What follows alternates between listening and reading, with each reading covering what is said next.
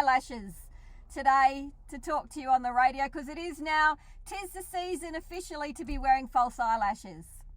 It's also the season of the report cards coming home, so I'm bracing myself for that. Awful, everything awful. It's gonna be confiscation nation again in our household. I can tell already. I've just got that vibe. And it's also, and little Hunter brought home his school photo a couple of days ago. Oh, they're so cute. And it was this little picture of him smiling that sort of said, love Hunter or something. And so I cut it out with a little pair of scissors and put it in my wallet. And I said to him, I've never done that before with a picture of one of my children put into my wallet. I think I've just always been so run off my feet for the last 15 years that I've never actually done it. And I said, now you're officially my favourite youngest child, because you're in my wallet. And he said, oh, that's great. And then he suddenly went, hang on a minute, does that mean that I wasn't your favourite youngest child?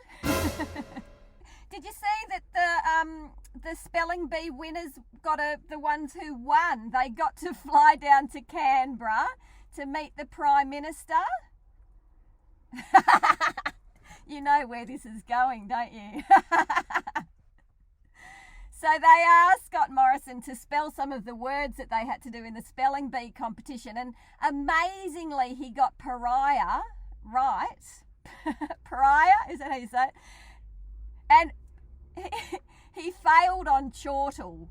So can you spell chortle, John? Correct. So he got chortle wrong. He spelled it with an EL instead of an LE at the end. I mean, I'm a terrible speller, so I don't care. But I was trying to think of some other words that the children could have asked Scott Morrison to spell. And I thought accountability would have been nice. Hawaii. Federal ICAC. And lastly, Engadine. Just for old time's sake. It's too easy. That's a gift. That's a gift to make comedy out of, isn't it, that story? As soon as I heard it, I went, yes! That's it! Oh, and the other amazing footage this week too, which I loved, was Albanese calling, is it Albanese or Albanese? I never know. Albo, I'm so Australian, I'll just call him Albo, calling Dutton a buffhead, which was just hilarious. And how funny is this too? So on Facebook, one of my lovely friends on Facebook said, oh, my mother had this terrific saying she would have described Dutton as, and this, I love it, he's got a head like a racing tadpole. And I love idioms. So I immediately went, oh, where'd this come from? So I had to Google it. So apparently it means plain looking, and it was used in Melbourne around 1963. Don't you love this? I love these quirky bits of history that have come through in our language. Oh, it's just perfect. He's got a head like a racing tadpole. I went, oh, he really does. I did have a look at mine. I think it was one of my Mass Experience tracks, actually. Probably because I have to play them to sort of record bits to make video clips and stuff with it. So, and it said the genres you like to listen to: classical piano and rave classics.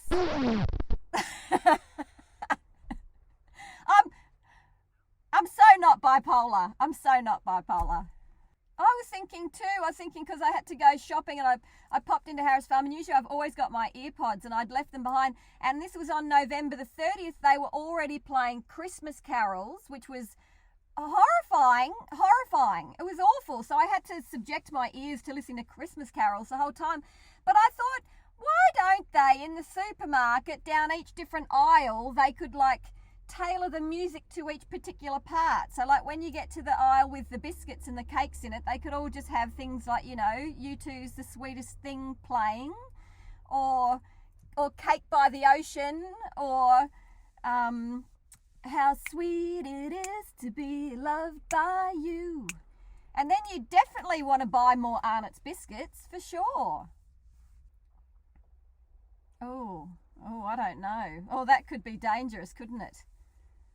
Something about sausages, yeah. I don't know. Some salami and zucchini and lots of mozzarella. I don't know what that's from. Is that like Wiggles coming back or something from a long time ago? Yes, terrific. That's amore. Yes, I'll have another kilo of mortadella. Give it to me. And some stuffed olives. Bring them on. What other news? Oh, I love to give you some science news as well. This is amazing. They've discovered how to make octopus-inspired camouflage fabric that changes colour to blend in with your surroundings. Yes, really. Yeah. Someone in China's invented this. So it works somehow to do with sort of thermals or something, so that different bits expand or contract or something, which change the colours. But you wouldn't know this, but someone's been wearing suits made out of this fabric for years. Greg Hunt. He just blends into the wallpaper. Whatever he's standing in front of, you wouldn't even know he's there. He could. We wouldn't even know. He could resign and we wouldn't even know. It wouldn't even make headline news. Nobody would know. But it is true, they have invented that fabric. That's a true fact. Oh no! Not Mariah Carey! Oh! I'm going to hang up. I'd rather picture kissing Dutton. Oh my God.